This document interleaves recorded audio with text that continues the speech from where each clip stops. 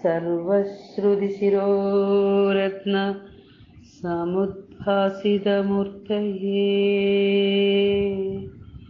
വേദാന്താംബുജസൂര്യായ തസ്മൈ ശ്രീ ഗുരവേ നമഃ. എല്ലാ സജ്ജനങ്ങൾക്കും പ്രണാമം. ദർശനമാലയിലെ 3-ാം മന്ത്രത്തിലൂടെയാണ് ഇന്ന് നാം സഞ്ചരിക്കുന്നത്. 2-ാമത്തെ മന്ത്രത്തിൽ നാമരൂപങ്ങളായി വേർതിരിയുന്നതിന് മുമ്പ് ഈ പ്രപഞ്ചം വാസനാരൂപത്തിലുണ്ടായിരുന്നതാണ്. പിന്നീട് സർവജ്ഞനായ ഈശ്വരൻ ഒരു ഇന്ദ്രജാലക്കാരനെ പോലെ തന്റെ മായാശക്തിയാൽ മുഴുവൻ പ്രപഞ്ചത്തെയും നാമരൂപങ്ങളാക്കി വേർതിരിച്ചു എന്ന് നാം ചിന്ത ചെയ്തു. ഇനി 3-ാം മന്ത്രത്തിലേക്ക് കടക്കാം. നമുക്ക് പ്രാഗുത്പത്തേരിദം സ്വസ്മിൻ വിലീനമധവൈ സ്വതഃ ബീജാദംഗുരവത് സ്വസ്യ ശക്തിരേവാസൃജത് സ്വയം. ഇതിന്റെ പദച്ഛേദം വളരെ ശ്രദ്ധയോടെ ശ്രവിക്കണം. പ്രാഗുത്പത്തേരിദം, പ്രാക് ഉത്പത്തേഹേ ഇദം, പ്രാഗുത്പത്തേരിദം സ്വസ്മിൻ വിലീനമധ, വിലീനം പ്ലസ് അധ ചേരുമ്പോൾ വിലീനമധ വൈ സ്വതഃ ബീജാദംഗുരവത് സ്വസ്യ, ബീജാത് പ്ലസ് അങ്കുരവത് പ്ലസ് സ്വസ്യ.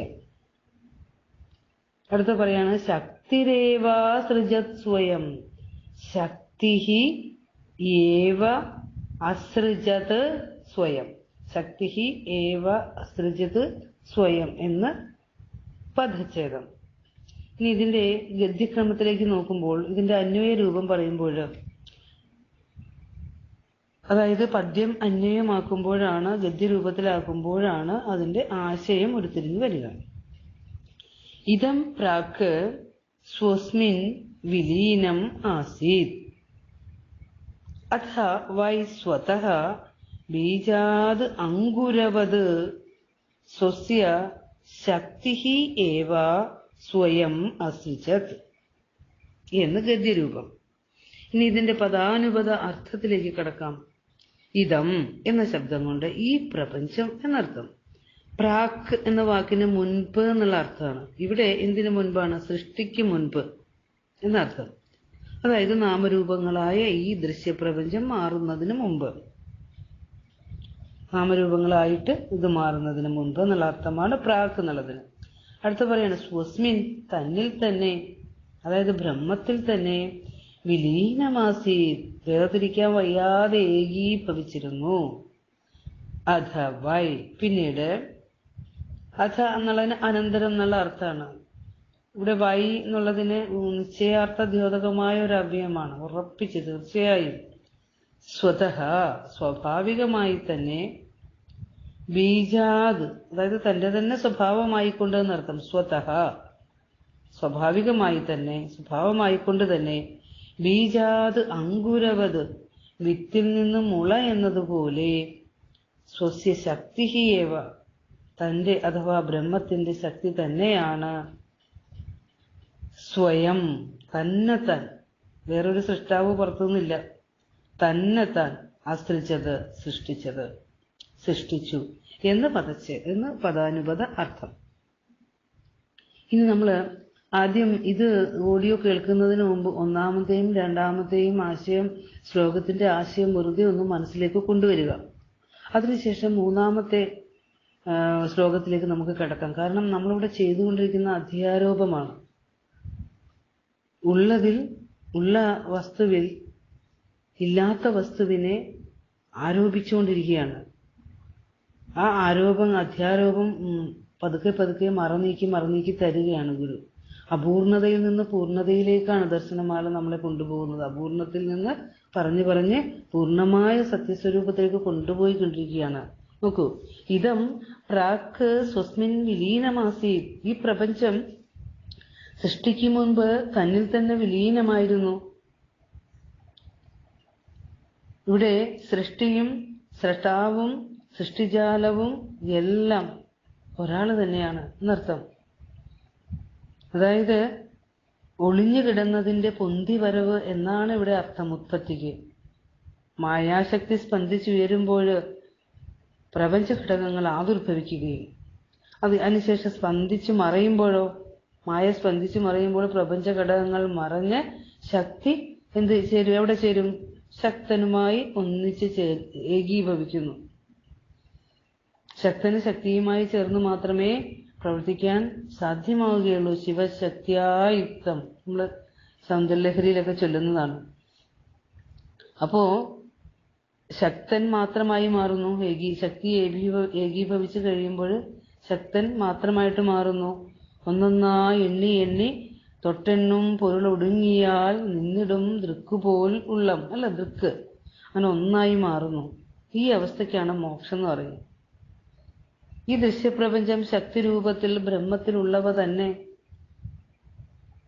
ചിലപ്പോഴവ പ്രകടമാകുന്നുണ്ട്, ചിലപ്പോൾ വാസനാരൂപത്തിൽ ലയിക്കുന്നുണ്ട്. ചിലപ്പോൾ എന്തു പറ്റുന്നു? ഈ പ്രകടഭാവം എല്ലാം ഒഴിഞ്ഞ് ശക്തനുമായി ഏകീഭവിക്കുന്നുണ്ട്. ഇവിടെ പ്രകൃതി എന്ന പദം ബ്രഹ്മശക്തിയെയാണ് ഉദ്ദേശിക്കുന്നത്. വേദാന്തം പ്രകൃതി എന്ന പദം കൊണ്ട് എപ്പോഴും ബ്രഹ്മശക്തിയെയാണ് പറയുന്നത്, നിർവചിക്കുന്നത്. പ്രകർഷേണ ദൃശ്യങ്ങളെ ഉണ്ടാക്കുന്നവൻ എന്നാണ് പ്രകൃതി ശബ്ദത്തിന് അർത്ഥം. അപ്പോൾ നമുക്ക് പറയാം, പ്രപഞ്ച വസ്തുക്കളുടെ ആവിർഭാവവും പരിണാമവും ലയവും മാറി മാറി വരുന്നത് ബ്രഹ്മശക്തിയായ പ്രകൃതിയുടെ സ്വഭാവമാണ്. ഭഗവത്ഗീത 130 അധ്യായം പറയുകയാണ്, ഗുണവും പരിണാമവുമുള്ള എല്ലാ സൃഷ്ടികളും പ്രകൃതി ഉണ്ടാക്കുന്നവയാണ്. ആവർത്തിച്ചുള്ള സൃഷ്ടിസ്ഥിതി പ്രളയങ്ങൾ സത്യവസ്തുവിലുള്ള സ്വാഭാവിക ശക്തി പ്രകടനം മാത്രമാണ്. മാണ്ഡൂക്യകാരികയിൽ ഗൗഡപാദരും ഇതുതന്നെയാണ് പറയുക. ബ്രഹ്മത്തിന്റെ സ്വഭാവമാണ് പ്രപഞ്ചം എന്ന്. അതാണ് സ്വതഹ എന്ന് അവിടെ പറഞ്ഞിരിക്കുന്നത്. ആത്മോപദേശ ശതകം 79 ശ്ലോകത്തിൽ പറയുകയാണ്, ജനിസമയം സ്ഥിതിയില്ല ജന്മി അന്യക്ഷണം അതിലില്ലിരിപ്പതെപ്രകാരം ഹനനവുമിങ്ങനെ തന്നെയാകയാലേ ജനനവുമില്ലിതു ചിത്പ്രഭാവമെല്ലാം. ജനന മരണങ്ങളും സ്ഥിതിയും സത്യസ്വരൂപത്തിൽ തോന്നുന്ന വെറും ഭ്രമങ്ങൾ. സകല കർമ്മചലനങ്ങളുടെയും നിശ്ചലമായ അധിഷ്ഠാനം ഏതാണോ, അതായത് യാതൊന്നാണോ സർവത്ര അകവും പുറവും നിറഞ്ഞു നിൽക്കുന്നത്, അതിന് ശരണം പ്രാപിക്കുന്നവൻ മുക്തനായിത്തീരുന്നു. അതാണ് ഗുരുചിത് പ്രഭാവമെല്ലാം എന്ന് പറഞ്ഞിരിക്കുന്നത്. ഇതാണ് പ്രാഗുത്പത്തേരിതം സ്വസ്മിൻ വിലീനമത വൈസ്വത. സ്വസ്മിൻ വിലീനം, തന്നിൽ തന്നെ വിലീനമായിരുന്നു. സ്വതഹ എന്നത് ബ്രഹ്മത്തിന്റെ സ്വഭാവമാണ് എന്നും പറഞ്ഞു. വൈ എന്നത് നിശ്ചയാർത്ഥ ദ്യോതകം, അവ്യയം. ഒരു കാര്യം നിശ്ചയമായും സത്യമായും ഉറപ്പാണ് എന്ന് പറയുന്നതാണ്. പലതുണ്ടെന്ന ചിന്ത വെടിയണം, ചിത്തശുദ്ധി കൈവരണം. എന്നാലേ നമുക്ക് വേദാന്തം കേട്ടാൽ മനസ്സിലാവുകയുള്ളൂ. അല്ലെങ്കിൽ എന്താകും അതിന്റെ അവസ്ഥ? നമ്മൾ കേൾക്കുന്ന കാര്യം ചാമ്പലിലിട്ട ഹോമദ്രവ്യം പോലെ ആയിപ്പോവും. ഹോമദ്രവ്യം ഇടുന്നത് എരിയുന്ന അഗ്നിയിലേക്കാണ്. ചാമ്പലായതിനു ശേഷം ഹോമദ്രവ്യം ഇട്ടാല് അത് എരിയുകയില്ലല്ലോ. അപ്പൊ നമ്മൾ എന്ത് ചെയ്യണം? ചിത്തശുദ്ധി കൈവരണം. അതുപോലെ തന്നെ മനസ്സിലാകുന്നത് വരെ കേൾക്കണം, ചിന്തിക്കണം. കേൾക്കുന്ന കാര്യത്തെക്കുറിച്ചൊന്ന് ചിന്തിച്ച് നോക്കണം, സത്യം ഉറപ്പിക്കണം. നാം ഒന്ന് ഓർത്തു നോക്കൂ, എത്ര കാലമായി നാം ഇങ്ങനെ ജീവിക്കുന്നു? ഒരേ കാര്യം തന്നെ ചെയ്തുകൊണ്ടേയിരിക്കുന്നു. ഉണരണമെന്നി ഉറങ്ങണം, ഭുജിച്ചീടണം അശനം, പുണരേണമെന്നിവണ്ണം അണയുമനേക വികൽപ്പമാകയാൽ ആരുണരുവതുള്ളൊരു നിർവികാര രൂപം. അല്ലേ? ഒരു ചോദിച്ചിരിക്കുകയാണ്. അലഞ്ഞ് ജോലി ചെയ്യുന്നു, എന്തൊക്കെയോ സമ്പാദിച്ചു കൂട്ടുന്നു, ഈ സമയത്തിനിടയിൽ കുറേയൊക്കെ ഉപയോഗിക്കുന്നു, ദുഃഖിച്ച് നടക്കുന്നു, മേനി അടിച്ച് നടക്കുന്നു. ആരെയൊക്കെയോ സ്നേഹിക്കുന്നു, ആരെയൊക്കെയോ നമ്മളെ പറ്റിക്കുന്നു. ഇതിനിടയിൽ യഥാർത്ഥ സത്യം അറിയാനുള്ള ഭാഗ്യം മാത്രം ഈശ്വരൻ തന്നില്ല.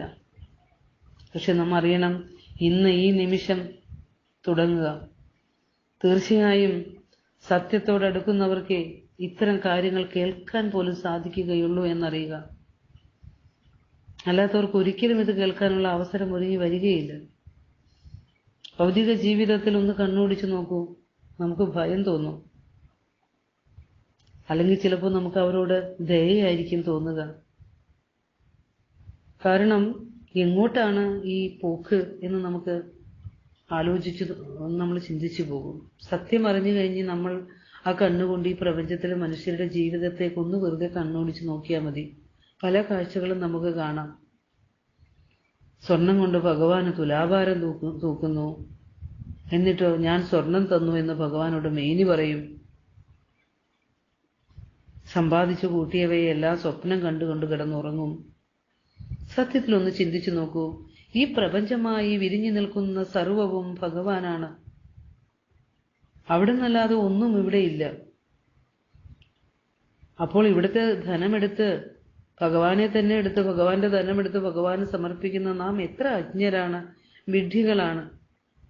ഈശാവാസ്യമിതം സർവം യത്കിഞ്ച ജഗത്യാം ജഗത് തേന തെക്തേന ഭുഞ്ചീധാഹ മാകൃത കസ്യസ്വധനം എന്ന് ഈശാവാസ്യ ഉപനിഷത്ത് പറയുന്നു. ഈശാവാസ്യമിതം സർവം, ഇതം സർവം ഈശാവാസ്യം, ഈശനാൽ വ്യസിക്കപ്പെട്ടതാണ് ഈ ലോകം. ഈ ലോകം മുഴുവൻ ഈശൻ നിറഞ്ഞു നിൽക്കുന്നു. ഈശൻ ജഗത്തിലെല്ലാം ആവസിക്കുന്നതുകൊണ്ടു നീ ചരിക്ക മുക്തനായി ആശിക്കരുതാരുടെയും ധനം. നീ മുക്തനായി ചരിക്കുക.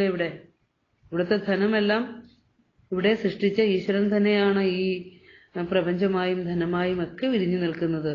അപ്പൊ നീ ധനം ആശിക്കരുത്. ഇവിടെ ചോദിക്കുന്നുണ്ട് കസ്യസ്വിത് ധനം, എടുത്ത് ചോദിക്കുന്നുണ്ട് ഉപനിഷത്ത്. കസ്യസ്വിത് ധനം, ധനം ആരുടെയാണ്? എല്ലാം കൈയടക്കി ആർക്കും കൊടുക്കാതെ നമ്മൾ വെട്ടിപ്പിടിച്ച് വെക്കും. മിഥ്യ, വെറും വിഡ്ഢിത്തരം. ഈ ധനം ആരുടേതാണ്? ചിന്തിച്ചു നോക്കൂ. സർവവും ഈശനാൽ വ്യസിക്കപ്പെട്ടതാണ് എന്ന കാര്യം നാം മറന്നുപോകുന്നു.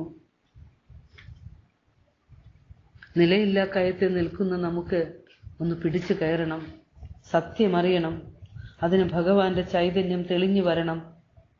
ഇപ്പോഴത്തെ അവസ്ഥ തന്നെ ഒന്ന് ചിന്തിച്ചു നോക്കൂ. നമ്മുടെ കയ്യിലല്ല ഒന്നും തന്നെ. എല്ലാത്തിൻ്റെയും ഉടയോൻ തീരുമാനിക്കും. പ്രകൃതിയുടെ തീരുമാനത്തിന് കാതോർത്ത് ഒന്നും സംസാരിക്കാതെ മിണ്ടാതെ വാ മൂടിക്കെട്ടി നടക്കുകയല്ലേ നാം. ഇവിടെ ഭഗവാൻ നമുക്കൊരു ഉദാഹരണം പറഞ്ഞു തരികയാണ്. അതീവ ലളിതമായൊരു ഉപമയാണ്. ഒരു സാധാരണ മനുഷ്യർക്ക് മനസ്സിലാകുന്ന ഒരു ഉപമ നമുക്കത് പറഞ്ഞു തന്നിരിക്കുകയാണ്. അതായത് ഉത്പത്തിക്ക് മുമ്പ് ഈ പ്രപഞ്ചം സ്വസ്മിൻ, തന്നിൽ തന്നെ വിലീനമായിരിക്കുന്നു എന്ന് പറഞ്ഞു. അതിന് ഉദാഹരണം പറയാണ്, ബീജാത് അങ്കുരവത്. അങ്കുരവത് എന്ന് പറഞ്ഞാൽ അതിനെപ്പോലെ. അവിടെ ഇവ എന്ന ഉപമാവാചക ശബ്ദം കഴിഞ്ഞ ശ്ലോകത്തിൽ പറഞ്ഞിരുന്നു. അതുപോലെ തന്നെ ഉപയോഗിക്കുന്ന ഒരു പദമാണ് അങ്കുരവത്. അങ്കുരം എന്ന് പറഞ്ഞാൽ മുള, ബീജം എന്ന് പറഞ്ഞാൽ വിത്ത്, ബീജാത് എന്ന് പറഞ്ഞാൽ വിത്തിൽ നിന്നും എന്നുള്ള അർത്ഥമായി. വിത്തിൽ നിന്നും മുള വരുന്നത് പോലെ ആണെന്ന് അത് വ്യക്തമായി പറയാം. വിത്തിൽ നിന്ന് മുള വരുന്നത് പോലെയാണ് ബ്രഹ്മത്തിൽ നിന്ന് പ്രപഞ്ച ഘടകങ്ങൾ ഒന്നൊന്നായി വന്നതെന്ന് പറയാണ്. എന്നിട്ട് പറയാണ് സ്വസ്യ ശക്തിരേവ സൃജത് സ്വയം. വിത്തിൽ നിന്നും മുള വരണമെങ്കിൽ ഒരു ശക്തിവിശേഷമുണ്ട്, ഒരു ശക്തി വേണം. അതുപോലെ സ്വസ്യ ശക്തിരേവ, തൻ്റെ ആ ശക്തിയാലാണ് ഇത് ഈ പ്രപഞ്ചത്തെ, ബ്രഹ്മശക്തിയാലാണ് ഈ പ്രപഞ്ചത്തെ സ്വയം സൃഷ്ടിച്ചത് എന്ന്. അതായത് ലളിതമായൊരു ഉദാഹരണം തന്നെ ഗുരു നമുക്ക് പറഞ്ഞു തന്നു. ഇവിടെ ഭൂമി എന്ന അധിഷ്ഠാനം, അവിടെ വിത്തും വൃക്ഷവും ശക്തി രൂപത്തിൽ ഒളിഞ്ഞു കിടന്നിരുന്നവയാണ്. വൃക്ഷം വിത്തിൽ നിന്ന് വേർപെട്ടാൽ പിന്നെ വീണ്ടും അതിൽ നിന്ന് വിത്ത് വൃക്ഷം, വിത്ത് വൃക്ഷം, ഇങ്ങനെ സങ്കോച വികാസം പ്രകടമായിക്കൊണ്ടേയിരിക്കും. അതായത് വിത്ത് അതിന്റെ സങ്കോച രൂപവും വൃക്ഷം അതിന്റെ വികസിത രൂപവുമാണ്. ഇതൊക്കെ നാം പലവരും പഠിച്ചതാണ്. ഇതാണ് പ്രകൃതിയുടെ ഇന്ദ്രജാലം. വിത്തും വൃക്ഷവും മണ്ണിൽ ശക്തി രൂപത്തിൽ വർത്തിച്ചിരുന്നവയാണ്, സ്ഥിതി ചെയ്തിരുന്നതാണ്. അതായത് മണ്ണിന്റെ സ്വഭാവമാണ്. അതുപോലെ അഖണ്ഡബോധ വസ്തുവിൽ ശക്തി രൂപത്തിൽ ഒളിഞ്ഞിരുന്ന പ്രപഞ്ചം, ബ്രഹ്മത്തിന്റെ സ്വഭാവമാണ് പ്രപഞ്ചം നമ്മൾ പറഞ്ഞു. ശക്തി രൂപത്തിൽ ഒളിഞ്ഞിരുന്ന പ്രപഞ്ചം പ്രകടമായാൽ ചിലപ്പോൾ സങ്കല്പതലത്തിലും ചിലപ്പോൾ വാസനാതലത്തിലും വികസിച്ചും സങ്കോചിച്ചുമൊക്കെ മാറി മാറി തിരിഞ്ഞുകൊണ്ടിരിക്കും. ഇത് ശക്തി ഇങ്ങനെ പ്രപഞ്ചരൂപത്തിൽ പ്രകടമായും വാസനാരൂപത്തിൽ ലയിച്ചും വർത്തിക്കുന്നുണ്ട്. എങ്കിലും ബ്രഹ്മസ്വരൂപത്തിന് മാറ്റമൊന്നും സംഭവിക്കാത്തതിനാൽ പ്രകടനങ്ങളൊക്കെ കാണിക്കുന്നത് പോലെ മായക്കിതൊക്കെ നിർത്തി ബ്രഹ്മത്തിൽ ഏകീകരിക്കാനും സാധിക്കും. അതുകൊണ്ടാണ് ഇങ്ങനെ അവസരം ഉണ്ടാകുന്നത് തന്നെ. പ്രകടനം എപ്പോൾ വേണമെങ്കിലും നിർത്താൻ സാധിക്കും. പ്രപഞ്ചം ബ്രഹ്മത്തിന്റെ പരിണാമമാണെന്ന് ഒരിക്കലും ചിന്തിച്ചെടുക്കരുത്. കാരണം ബ്രഹ്മത്തിന്റെ വിവർത്തമാണ് പ്രപഞ്ചമെന്നേ പറയാവൂ. ബ്രഹ്മത്തിന് മാറ്റം സംഭവിച്ചല്ല പ്രപഞ്ചമായി മാറിയത്, ബ്രഹ്മം തന്നെയാണ്. ഇവിടെ എന്താണ് വിവർത്തം എന്ന് പറഞ്ഞു നോക്കുക. രൂപഭേദം അല്ലെങ്കിൽ മിഥ്യാഭ്രമം എന്നൊക്കെ പറയാം. നമ്മള് ബ്രഹ്മവിദ്യാപഞ്ചകം പഠിച്ചപ്പോൾ ഇതെല്ലാം പഠിച്ചതാണ് ചേർത്ത്. വിവർത്തം എന്നാൽ എന്താണ്? അധിഷ്ഠാന സത്തയായ ബ്രഹ്മത്തിന് മാറ്റം വരാതെ ഇരുന്നിട്ട്, ബ്രഹ്മത്തിന് അധിഷ്ഠാന സത്തയ്ക്ക് ഒരു മാറ്റവും വരുന്നില്ല, എന്നിട്ടോ കാര്യരൂപങ്ങൾ, അതായത് പ്രപഞ്ച വസ്തുക്കൾ ആരോപിച്ച് അനുഭവിക്കുന്നതാണ് വിവർത്തം. ബ്രഹ്മം കാരണമാണെങ്കിൽ പ്രപഞ്ചം അതിന്റെ കാര്യമാണ്. കാരണമില്ലാതെ കാര്യമുണ്ടാകുകയില്ല. ഇപ്പൊ ഇവിടെ നമ്മൾ എന്താ ചെയ്യുന്നതെന്നാ പറഞ്ഞത്? അധിഷ്ഠാനമായ ബ്രഹ്മത്തിനൊരു മാറ്റവും വരാതെ ഇരിക്കുന്നു. നമ്മൾ എന്ത് ചെയ്യുന്നു? കാര്യരൂപങ്ങള്, പ്രപഞ്ച വസ്തുക്കൾ ആരോപിച്ച് നമ്മൾ ഇതാണ് സത്യം എന്ന് കരുതി അനുഭവിച്ച് ജീവിക്കുന്നതാണ് വിവർത്തം എന്ന് പറയുക. ഇതൊക്കെ നല്ലവണ്ണം ചിന്ത ചെയ്ത് മനസ്സിൽ ഉറപ്പിക്കണം. വിവർത്തമൊക്കെ ഇനിയും പലവരും കേൾക്കും. നമ്മൾ ബ്രഹ്മവിദ്യാപഞ്ചകത്തിൽ പറഞ്ഞ പല കാര്യങ്ങളും ഇവിടെയും പറയുന്നുണ്ട്. ഇതെല്ലാം ബേസിക് ആയിട്ടുള്ള വേദാന്തത്തിന്റെ കാര്യങ്ങളാണ്. ഇതെല്ലാം മനസ്സിൽ പലവരും ചിന്തിച്ചുറപ്പിച്ചു വെക്കുക. കയറിൽ പാമ്പിനെ ആരോപിക്കുമ്പോൾ കയറെന്ന അധിഷ്ഠാനത്തിന് ഒരു ചലനവും സംഭവിക്കുന്നില്ല. ഇവിടെ അങ്ങനെ സങ്കല്പിച്ചു നോക്കുകയും അതിനെ തെറ്റായി കാണിച്ചു തരികയാണ് ചെയ്തത്. അതായത് അധിഷ്ഠാനത്തിന് ഒരു മാറ്റവും വന്നതുമില്ല, പിന്നെയോ ഉള്ളതിനെ തെറ്റായി കാണിച്ചു തരികയാണ് ചെയ്തത്. അതാണല്ലോ അധ്യാരോപം നമ്മൾ പഠിക്കുന്നത്. അതുപോലെ പ്രകൃതി ബ്രഹ്മത്തിൽ എന്ത് ചെയ്യുന്നു? പ്രപഞ്ചത്തെ ആരോപിച്ച് അനുഭവിക്കുന്നതും നമ്മൾ ഇപ്പൊ ഈ കയറില് പാമ്പിനെ കണ്ട പോലെ തന്നെയാണ്. അപ്പോ ഈ അധ്യാരോപമാണ് പഠിച്ചുകൊണ്ടിരിക്കുന്നത് എന്ന കാര്യം പലപ്പോഴും ഒന്ന് ഓർത്തു നോക്കണം, ചിന്തിച്ചുകൊണ്ടിരിക്കണം. വസ്തുത മറന്നുപോകരുത്. സത്യം ഒന്നേയുള്ളൂ. സകല ആധ്യാത്മിക ശാസ്ത്രങ്ങളും ഇത് തന്നെയാണ് പറയുന്നത്. ഭഗവത്ഗീത പറയുകയാണ്, ബ്രഹ്മം പ്രകൃതിയെ ഉപയോഗിച്ച് പ്രപഞ്ച ഘടകങ്ങളെ വെളിപ്പെടുത്തിക്കൊണ്ടിരിക്കുന്നു എന്ന്. എന്നിട്ടോ ഈ പ്രപഞ്ച ഘടകങ്ങളെല്ലാം പ്രകൃതിക്ക് വശപ്പെട്ട് സ്വാതന്ത്ര്യമില്ലാതെ ചലിക്കുകയാണ് എന്ന്. ഞാൻ, അതായത് ബ്രഹ്മം പ്രകൃതി ചലനങ്ങളുമായി കൂട്ടുപിണയാതെ ഉദാസീനനെ പോലെ വർത്തിക്കുന്നു എന്ന്. ഈ സത്യസ്വരൂപ രഹസ്യം തന്നെയാണ് ഗുരുദേവൻ ശക്തിരേവ സ്വയമസൃജത്, ശക്തി തന്നെ സൃഷ്ടിച്ചു എന്ന് വെളിപ്പെടുത്തിയിരിക്കുന്നത്. ശങ്കരഭഗവത്പാദരുടെ ദക്ഷിണാമൂർത്തി സ്തോത്രം നോക്കൂ, 2ാമത്തെ ശ്ലോകം നോക്കൂ. മഹാഗുരുക്കന്മാരുടെ വചനങ്ങൾ 1. ബീജസ്യന്തരിവങ്കുരോ ജഗതിദം പ്രാഗ് നിർവികൽപം പുന മായാകൽപിതദേശകാലകലന വൈചിത്ര്യചിത്രീകൃതം മായാവീവ വിജൃംഭയത്യപി മഹായോഗീവയ സ്വേച്ഛയാ തസ്മൈ ശ്രീ ഗുരുമൂർത്തയേ നമൈദം ശ്രീ ദക്ഷിണാമൂർത്തയേ.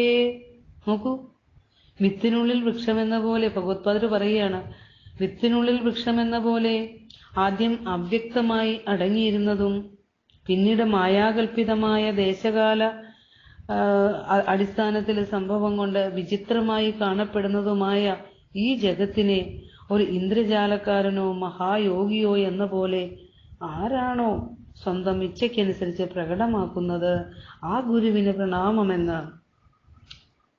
സത്യം എപ്പോഴും ഒന്നാണല്ലോ. പല വാക്കുകൾ ഉപയോഗിച്ച് മഹാഗുരുക്കന്മാർ നമുക്ക് പറഞ്ഞു തരുന്നു. വിത്തിൽ നിന്ന് വൃക്ഷമുണ്ടായി. വൃക്ഷം പൊളിഞ്ഞിരിക്കുന്നത് കാണാനായിട്ട് വിത്ത് പൊട്ടിച്ചു നോക്കിയാൽ അത് കാണുകയില്ല. വിത്തിലൊരു സാധ്യത മാത്രമായിട്ടാണ് അതിരുന്നത്. സാഹചര്യം അനുകൂലമായപ്പോൾ അത് സ്വയം മുളച്ചു വന്ന് മരമായി. അതുപോലെ ആത്മാവെന്ന ആദികാരണം സ്വയം വ്യാകൃതമായി തീർന്നതാണ് പ്രപഞ്ചം. ഈശ്വരൻ എന്ന കേവല സത്യത്തിന് കൈവന്ന ദിവ്യമായ ശരീരമാണ് ഈ പ്രപഞ്ചം. അതാണ് ആത്മോപദേശ ശതകം 2-ാം ശ്ലോകം പറയുന്നു: കരണവും ഇന്ദ്രിയവും കളേബരം തൊട്ടറിയും അനേക ജഗത്തുമോർക്കിലെല്ലാം പരവെളി തന്നിലുയർന്ന ഭാനുമാൻ തൻ തിരുവുരുവാണു തിരഞ്ഞു തേറിടേണം. തിരഞ്ഞു തേറിടണം, നന്നായി അന്വേഷിക്കണം. എവിടെ അന്വേഷിക്കേണ്ടത്? പുറത്താണോ? നമ്മളൊക്കെ തിരഞ്ഞെടുക്കും സത്യം എവിടെ, സത്യം എവിടെ, ഏതാണ് സത്യമെന്ന്. പക്ഷേ തിരയേണ്ടത് പരവെളിയിലാണ്. അവനവന്റെ ഹൃദയാകാശത്തിലേക്കൊന്ന് തിരിഞ്ഞു നോക്കൂ.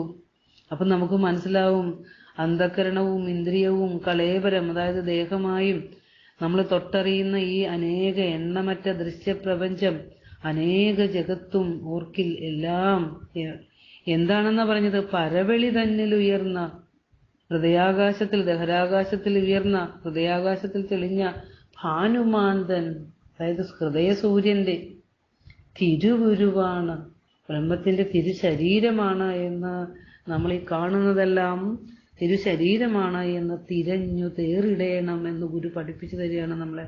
പക്ഷെ തിരഞ്ഞു തേറിടാൻ മാത്രം ആരും തയ്യാറാവണില്ല. ഈ അല്പവെളിച്ചത്തിൽ ഭ്രമിച്ച് സഞ്ചരിക്കുകയാണ് നാം. പരമാത്മതത്വം എന്നൊന്ന് ഉണ്ട് എന്ന് പോലും ഈ ജന്മം അറിഞ്ഞു പോകാത്തവർ എത്രയോ ഉണ്ട്. ഏതായാലും ഇതിന്റെ ശ്രോതാക്കൾ അതിനൊക്കെ ഭാഗ്യം സിദ്ധിച്ചവരാണ്. സത്യത്തെ മുറുകെ പിടിച്ച് സഞ്ചരിക്കാം. ഏതോ മുജ്ജന്മ പുണ്യം ഈ സത്യാവസ്ഥയെ തേടി സഞ്ചരിക്കാം. ഇത് ഈ ഗ്രൂപ്പിൽ ഒരാളെ ശ്രദ്ധിച്ച് കേട്ടാലും അത്രയും ആ ജീവന് മോക്ഷത്തിലേക്ക് അണയാൻ സാധിക്കാമാകുമല്ലോ. ഇതൊക്കെ കേൾക്കാനും മനസ്സിലാക്കാനും സാധിക്കുന്നത് പുണ്യാർജിതം എന്ന് തന്നെ പറയട്ടെ. പൂർണ്ണമത പൂർണ്ണമിതം പൂർണ്ണാത് പൂർണ്ണമുദച്യതേ പൂർണ്ണസ്യ പൂർണ്ണമാദായ പൂർണ്ണമേവാവശിഷ്യതേ. ബ്രഹ്മം പൂർണ്ണമാണ്. പൂർണ്ണമിതം, ഈ പ്രപഞ്ചവും പൂർണ്ണമാണ്. പൂർണ്ണാത് പൂർണ്ണമുദച്യതേ, പൂർണ്ണമായ ബ്രഹ്മത്തിൽ നിന്നും പൂർണ്ണമായ പ്രപഞ്ചവും ഉണ്ടായിരിക്കുന്നു. അത് ബ്രഹ്മം തന്നെയാണ്, ബ്രഹ്മത്തിൽ നിന്ന് തന്നെയാണ് പ്രപഞ്ചമുണ്ടായത്. ശക്തി പ്രകടനമായി കാണുന്നതായി വിലസിക്കുന്നത് ആ പൂർണ്ണമായ ബ്രഹ്മം തന്നെയാണ് ഈ പൂർണ്ണമായ പ്രപഞ്ചവും. ഇനി പൂർണ്ണത്തിൽ നിന്ന് പൂർണ്ണത്തെ മാറ്റിയാലോ, ബ്രഹ്മത്തിൽ നിന്നും പ്രപഞ്ചത്തെ മാറ്റിയാലോ പൂർണ്ണമേവ അവശിഷ്യതേ, പൂർണ്ണമായ ബ്രഹ്മം മാത്രം അവശേഷിക്കുന്നു എന്ന് പറഞ്ഞുകൊണ്ട് ദർശനമാലയിലെ 3-ാമത്തെ മന്ത്രം ഗുരുവിൽ സമർപ്പിക്കുന്നു. എല്ലാവർക്കും നമസ്കാരം.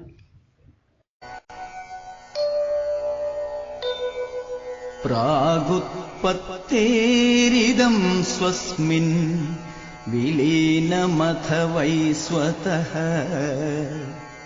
ബീജാദംഗുരവത് സ്വസ്യ ശക്തിരേവാസൃജത് സ്വയം.